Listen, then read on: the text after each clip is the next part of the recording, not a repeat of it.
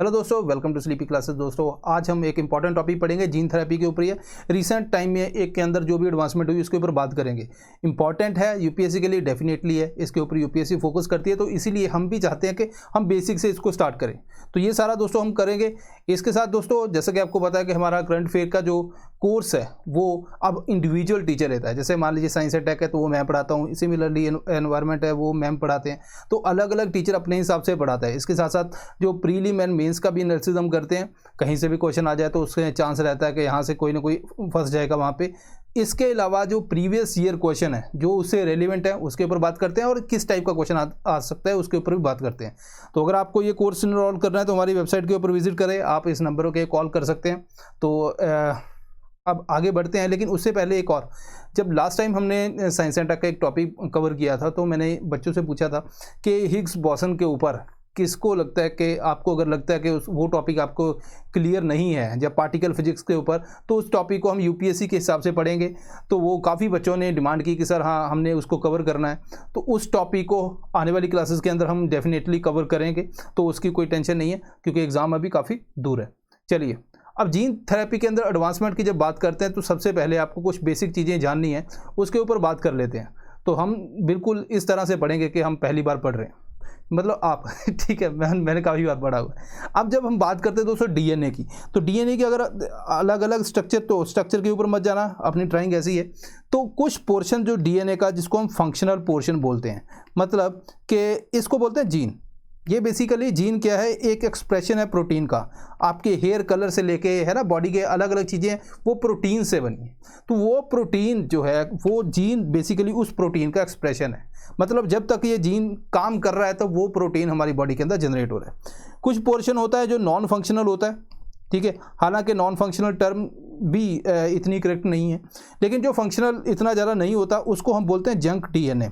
हालांकि इसके ऊपर भी बहुत स्टडी है, वो कुछ बोलते हैं कि जंक डीएनए का भी काम है बॉडी के अंदर। ऐसा नहीं है कि जंक डीएनए या नॉन फंक्शनल, बिल्कुल है। उन्होंने ये बोला कि हाँ फंक्शनल जीन हमें पता है कि इसका ये फंक्शन है, बिकॉज हमने हमारी जो भी अभी तक स्टडी रही है हमने इसके बारे में जाना है। लेकिन जब बोलते हैं कि मेजॉरिटी का पोर्शन जो हम जानते ही नहीं है, तो इसका मतलब ये नहीं है कि वो नॉन फंक्शनल है, तो उसको बेसिकली जंक डीएनए बोलते हैं। तो अराउंड 90 to 95%, कोई 98% भी बोलता है कि जंक डीएनए है, सिर्फ 2% है। लेकिन ये परसेंटेज के ऊपर मैं नहीं जाऊंगा, बिकॉज हर एक स्टडी या साइंटिस्ट आर्गू करते हैं, कुछ बोलता है कोई 80% बोलता है, तो इसके ऊपर कोई खास अपने पास है नहीं। ओके, तो यहाँ पे हमें ये समझ आया कि जीन जो है वो एक एक्सप्रेशन है, वो बेसिकली एक प्रोटीन बनाता है। मान लीजिए ये जीन के अंदर कुछ म्यूटेशन आ गई या म्यूटेट हो गया, या ये अब करेक्ट नहीं है जो हमें रिक्वायर्ड है, तो फिर क्या होगा? क्या ये प्रोटीन बना पाएगा? नहीं बना पाएगा। सो इस प्रोटीन की बॉडी के अंदर हो जाएगी डेफिशिएंसी, है ना। अब डेफिशिएंसी होगी तो नेचुरली उससे क्या हो सकता है, कोई डिजीज़ हो सकती है। तो हमारा सोल्यूशन क्या है कि हम करेक्ट जीन अगर बॉडी के अंदर डाल दें तो क्या होगा? अगर मान लीजिए ये फॉल्टी जीन है, मैं इसको हटा देता हूँ, इसको बोलते हैं जीन साइलेंसिंग, इसको साइलेंस कर दिया कि ये डिजीज़ ना क्रिएट हो।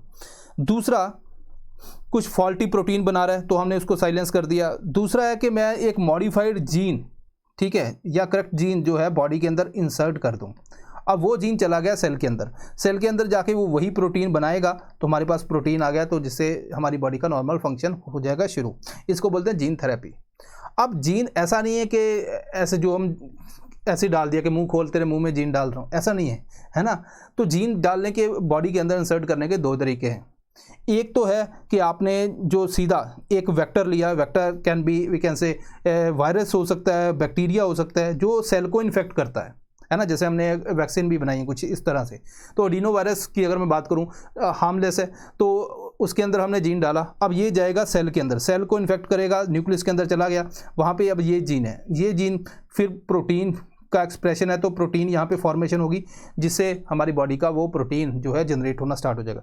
दूसरा है हम स्टेम सेल या नॉर्मल सेल की बात करते हैं, तो अलग अलग इसके भी बहुत से प्रोसीजर है, लेकिन इतना समझो कि सेल बॉडी से बाहर निकाला, उसके अंदर हमने जीन इंसर्ट किया, उसके बाद सेल बॉडी के अंदर भेज दिया। नॉर्मली स्टेम सेल की बात करते हैं, ठीक है।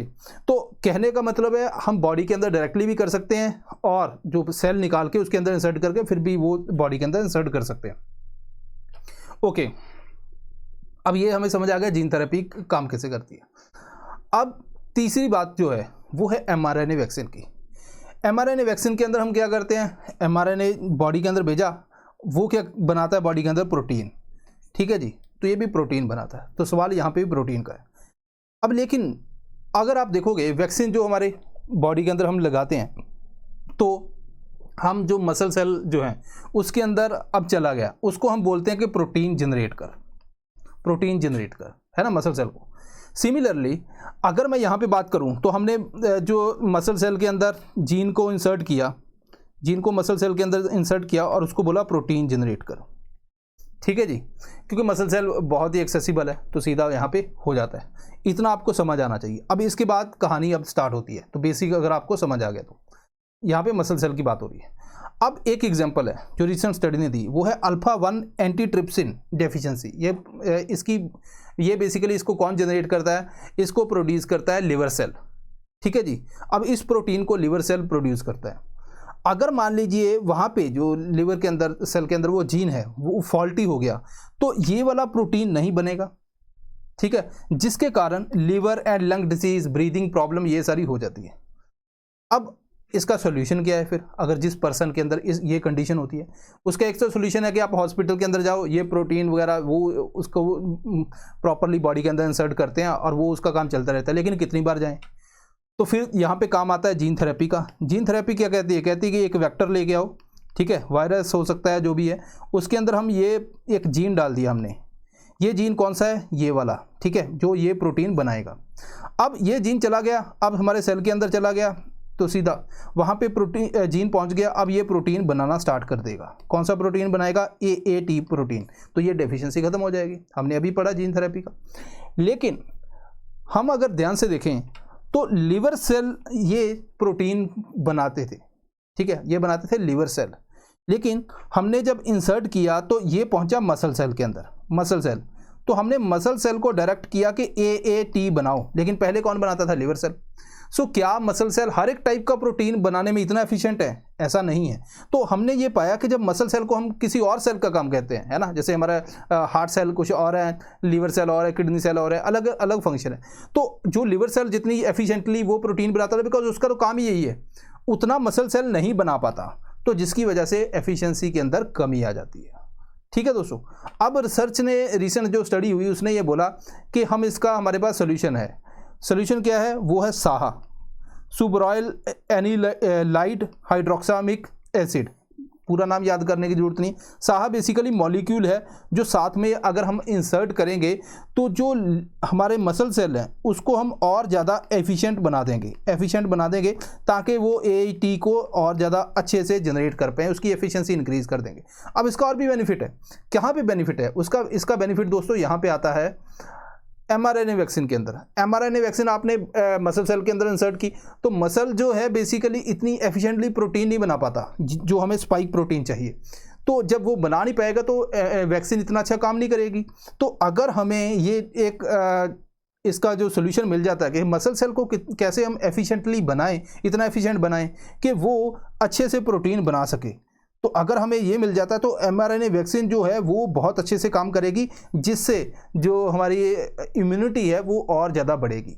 तो ये सारी चीज़ें हैं जो आपको DNA से जीन क्या है, जीन के बाद जीन थेरेपी के अंदर कैसे करते हैं काम, और उसके बाद मसल सेल के अंदर इंसर्ट करते हैं और उसका कंपैरिजन बाकी बॉडी के सेल से।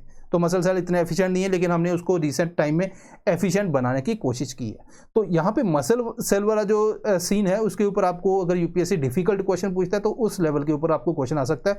अदरवाइज आपको जीन थेरेपी के ऊपर भी क्वेश्चन आ सकता है। तो ये आपको थोड़ा सा ध्यान रखना है। ये सारा जो भी पंचायत की हुई है न्यूज़पेपर ने, ये सारी हमने कर दी है ऑलरेडी। ठीक है, तो ये सारी चीज़ें हैं जो आपको ध्यान रखनी। हाँ, जो हिग्स बोसन वाला है वो टॉपिक पार्टिकल फिजिक्स के ऊपर, तो वो आने वाले टाइम में आपको मिलेगा, एक अच्छे तरीके से उसको समझेंगे। सो मिलते हैं next time. Thank you very much.